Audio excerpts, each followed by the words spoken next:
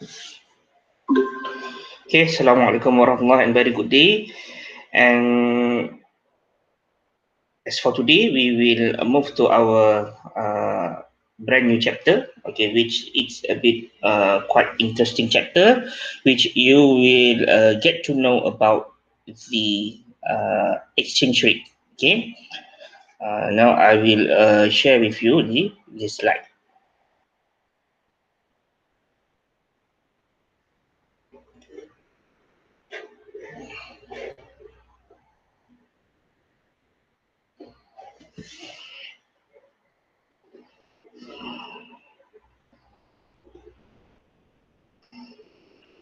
Okay, so this is the topic: foreign exchange and international financial market.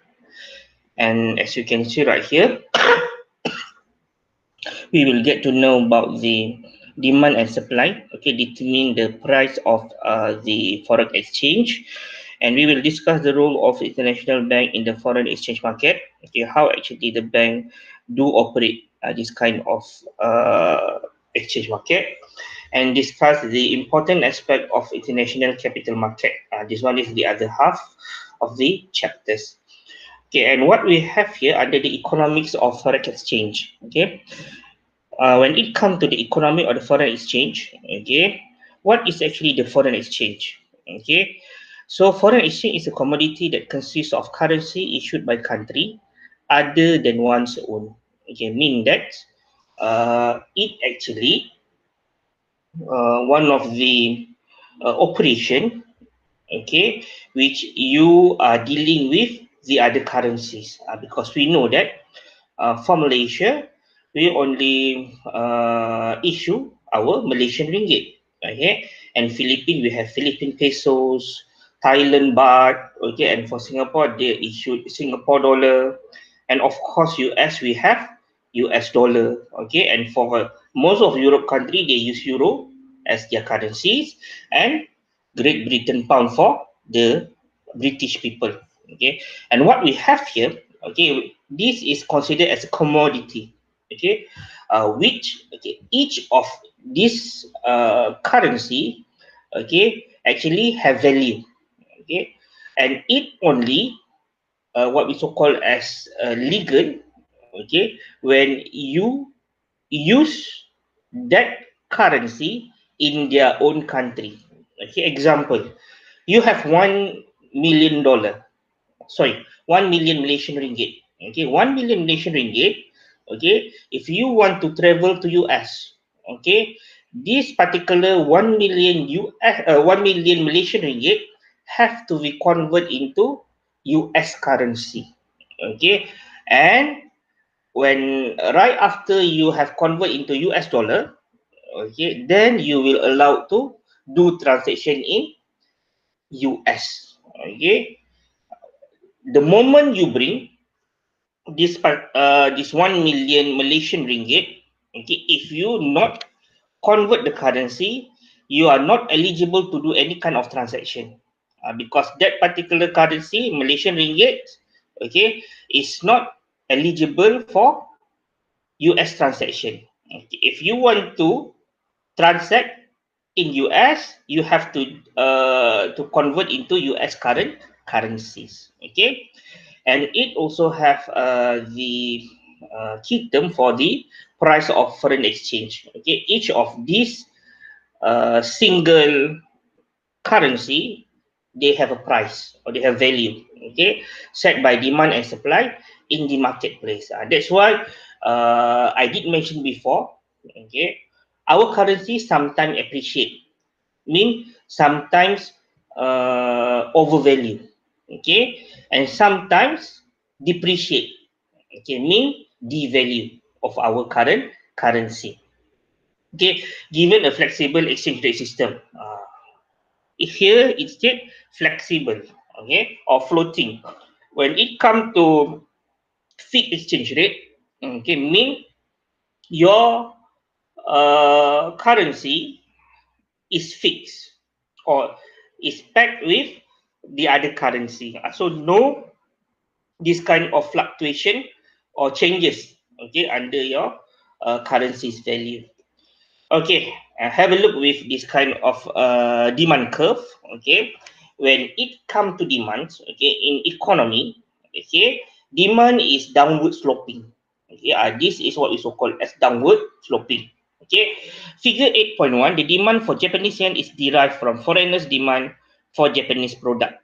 Okay, so this due to foreigners' demand. Okay, when it come to the price, okay, the changes from P1 to P2, okay, mean the reduction, okay, due to this kind of foreign demand, okay, will shift, okay, from point A to point B, mean the number of quantity of yen, okay, will become more. Okay, so this what we have under the lower the price, the more the quantity of yen. Okay, this one is for the demand. Okay, and how actually supply. Okay, so when it comes to supply curve, it's upward sloping. Okay, so when upward sloping, as you can see right here, okay, price of yen, okay, price of yen, okay, will increase, okay, from P1 to P2, okay, and changes from point A to point B will lead toward the quantity of yen to increase. This is what we have under the supply curve. Okay, bear in mind, demand curve is downward sloping and supply curve is upward sloping. Okay, and how actually the economic of foreign exchange on the market for yen. Okay, so demand is for the customer. Okay, supply is for the supplier. Okay, mean the government actually supply the demand. Okay, so what we have under the market of yen, it only can be considered as equilibrium. Okay, okay, if the country can supply up to 200, okay, with the value of the price of every changes of 0.009, okay, against 1 US dollar. Okay, and perhaps for demand will also meet, okay, at the same value. So right here you can see price of yen, okay, if this is in dollar. Okay, as you can see from the previous one, okay, both is in yen. Foreigners demand for yen means you can see right here, the more you demand, what happened to the value? The value will fall. Okay, and how about the supply? Okay, the moment you are increasing the price, you have to increase the amount of supply, because this is to make sure the market a bit stable under equilibrium level, or else if you have an excess amount of money in the market, what happened to the value? Okay, the value will fall. And if you have shortage demand, shortage amount of yen in the market, what happened? Okay, the value will increase. This is what we have under the art of the exchange rate. Okay, and we have two type of code. Okay, to exchange rate, because at least, okay, at least when you quote this exchange rate, okay, like I did mention before, okay, it must be with two currency, okay, like yen against US dollar. Okay, so how many yen you can get with 1 US dollar? Okay, and what we have here, there is two type. Okay, what is direct exchange rate? Okay, when total number of foreign currency per home currency. Okay, like what we have under 1 USD equal to how much of the currency. Okay, and for indirect exchange rate, okay, the other way around. Okay, home currency against the foreign currency. Okay, so both, okay, direct and indirect can be considered as reciprocal. Okay, so like Malaysian ringgit against 1 USD.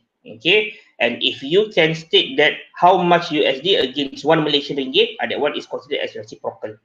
Okay, so this is what we have under the term direct and indirect exchange rate, or with some of the book they so called as direct is American terms. Okay, indirect is what we so call as British term, because British will quote how much of every single pound. Okay, every single pound, how much of US dollar that you can get. Okay, because here British pound is a bit stronger compared to US dollar. Okay, and here US dollar is stronger to the other current currency. Okay, structure of the foreign exchange, as you can see right here. Okay, volume of foreign exchange trading is estimated at 5.1 trillion per day. Mean the flow of money all over the world. Okay, which we change. Okay, we transact over the counter, transfer online, telegraphic transfer, overdraft. Okay, can be amounted around 5.1 trillion per day. We exchange all the currency worldwide. Okay, so the largest forex market is London. Okay, bear in mind London is our world financial center, followed by New York, Singapore, Hong Kong, and Tokyo. So this is some of the main forex markets. Okay, worldwide. Okay, approximately 88% of the transaction involve the US dollar. So most of the operation, okay, they will use US dollar. Okay, like I did mention before under our international trade, okay, or export and import. Okay, most of our value of export import in US dollar. Okay, even though you are actually uh, dealing with Indonesia, like Malaysian company and Indonesian company. Okay, so instead of using Malaysian ringgit or Indonesian rupiah, you use US dollar. So that's why this kind of transaction can be computed as worldwide, okay, or standardized. Okay, 88% of the transaction, okay, people actually use US dollar as their money to transfer. Okay, so US dollar is the primary transaction currency for the forex market. Okay, by the way, we have four major world currency. Okay, first is US dollar, second is Great Britain pound. Okay, pound sterling. Okay, third is Japanese yen. Okay, and fourth is euro. Yeah, so this is what we have under four major world currency: US dollar, Great Britain pound or pound sterling, Japanese yen, and euro. Okay, and as you can see right here, uh, so this is our major currency. Okay, US dollar, euro, Japanese yen, and pound sterling. Okay, and nowadays we have Swiss franc. Okay, Swiss franc is for the Switzerland. Okay, Swiss franc. Okay, Canadian dollar. Okay, because this is one of the uh, largest trade partner. Okay, for the US itself, and we also have Australian dollar. Okay, AUD. Okay, and Chinese renminbi. Formerly, we call this China currency as yuan. Okay, and nowadays as Chinese renminbi. And other currency we have around 25 percent. Okay, out of the total forex market transaction. Okay, so who is the major players? Okay, for the forex market. So that one is fall under the structure of the forex market. Okay, the role of bank. Okay, how actually bank uh, helps. Okay, to assist in exchanging this kind of currencies. Okay, so the major player is of course international bank. Okay, what different with local bank? A local bank, they just focus on local currency, their own currency. Okay, when it comes to international banks, okay, you can transfer, okay, your money, okay, to the other country using your own currency to the other currency. Okay, like when you want to transfer to at least lah Singapore. Okay, from Malaysian ringgit, you can transfer the recipient. Okay, or we so called as beneficiary.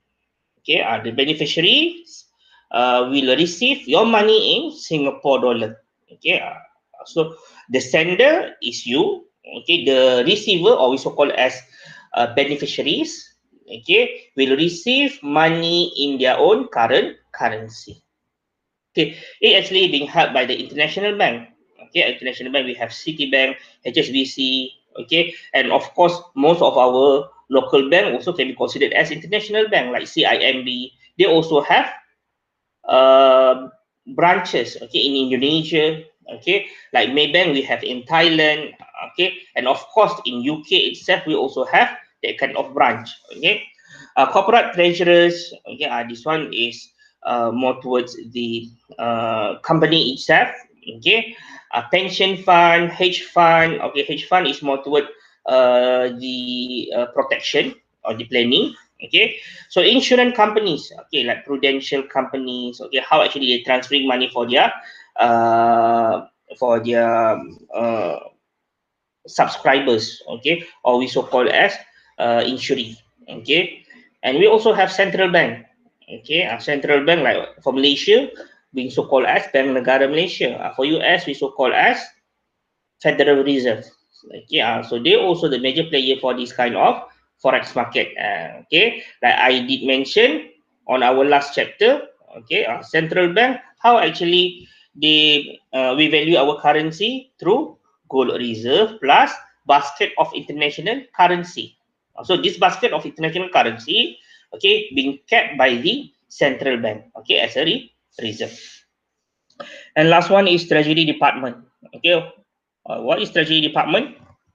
The one who actually control the uh, government expenditure.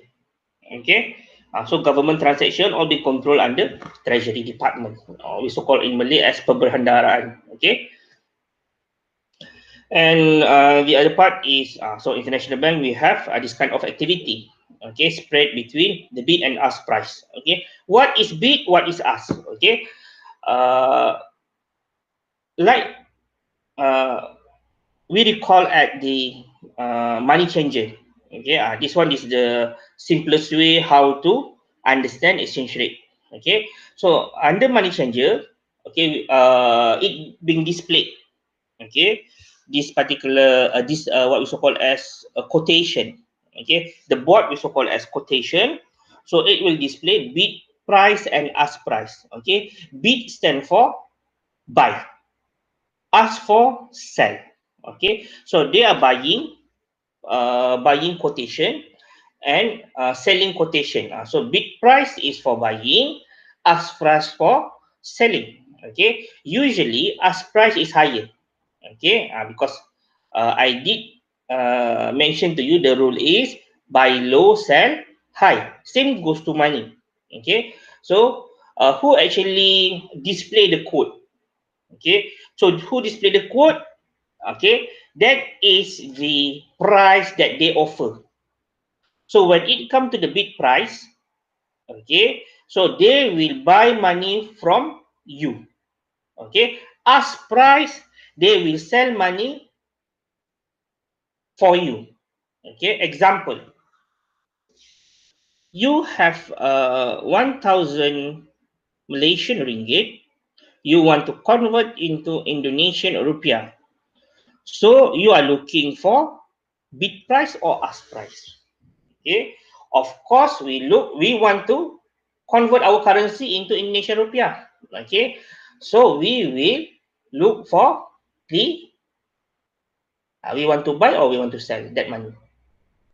We look at the ask price. Okay, and if you have, okay, example, right after you travel from Indonesia, you have balance of this rupiah. Okay, you want to get back your Malaysian ringgit. Okay, so you will look at the bid price. Okay, because the lower.